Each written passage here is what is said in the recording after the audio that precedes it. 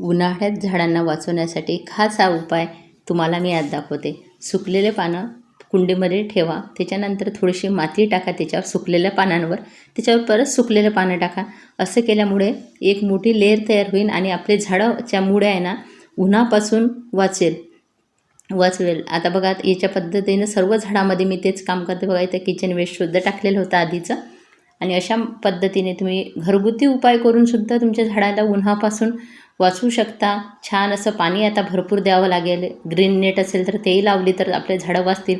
कारण आपल्याला घरात राहून उष्णतेची जाणीव होते, तर हे तर उघड्या याच्यावरच राहतात. त्याच्यामुळं आपण हे थोडीफार सोय केली ना आपले झाडं उन्हापासून वाचवेल. मला तर आता जास्त काळजी उन्हाळ्याचीच वाटते झाडं म्हटले की, कारण खूप जीव लावतो आपण झाडांना वर्षभर आणि ते उन्हाळ्यात खराब होऊ नये याच्यासाठी मी काळजी घेते. बघा अशा पद्धतीने वरून जर तुम्ही माती टाकाल, परत एक सुकलेल्या पानांची लेअर टाकाल, तर आपले झाडं नक्कीच उन्हापासून वाचवतील. त्यांची क्षमता वाढेल. ऊन आपल्याला सहन करण्याची त्यांची क्षमता जास्त वाढेल. अशा पद्धतीने प्रत्येक झाडावर मी काम करणार आहे.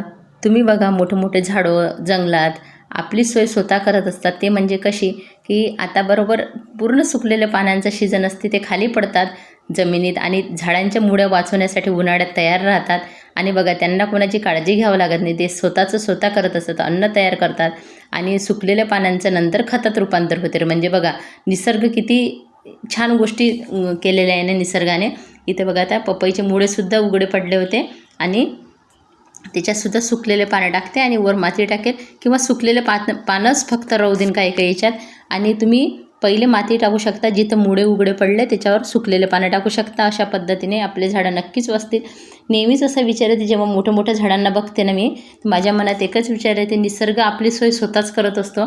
आधी सुकलेले पानं पूर्ण पडतात. आणि हे बघा इथं लिंबूचं झाड पण मुळ्या उघड्या पडलेल्या आहे, कारण आपण वेस्ट भरून लावलेले झाडं राहतात ना, काही दिवसांनी ते खाली दबतात आणि अशा मुळ्या उघड्या पडतात. त्याच्यामुळं अशी माती लावते त्याच झाडाची, नंतर सुकलेले पानं टाकते. निसर्ग आपली काळजी घेतो म्हटलं, कारण कडुलिंबाचं झाड आहे अंगणात मोठं, एक आंब्याचं आहे. ते जेव्हा असे पानं पडतात ना, तेव्हा माझ्या डोक्यात सहजच विचार आला, निसर्ग आपली सोय स्वतःच करतो. पहिले सुकलेल्या पानांचा सडाच असा पडतो मुळ्यांशी. आणि उन्हाळ्यात याच्यासाठी असा होतो की उन्हाळ्यात त्यांच्या मुळ्यांना छान असा थंडावा मिळेल आणि पावसाळ्यापर्यंत त्याचं खतात रूपांतर होईल. अशी निसर्गाने स्वतः सोय केलेली आहे. आपण मात्र गच्चीवरच्या बागेत स्वतः आपल्याला काही गोष्टी करावं लागेल. आणि ह्या खताचं रूपांतर करण्यासाठी बरेच जीवजंतू तयार होतात आणि ते खत बनवत असतात. अशाच पद्धतीने हे चक्र सुरू असते. आपण मात्र अशा पद्धतीने सोयी करा. बघा ही एवढी मोठी कॅरी मी जेव्हा सुकलेल्या पानांनी वेस्टने भरलेली होती, आता तुम्ही बघू शकता याच्यातली माती बघा किती छान तयार झालेली आहे. पूर्ण कॅरी अशाच पद्धतीने तयार केलेली होती आणि आता मला मातीची कमतरता भासत नाही दिवसेंदिवस आणि ना खताची कमतरता भासत. व्हिडिओ आवडत असेल चॅनल लाईक, सबस्क्राईब, कमेंट करा.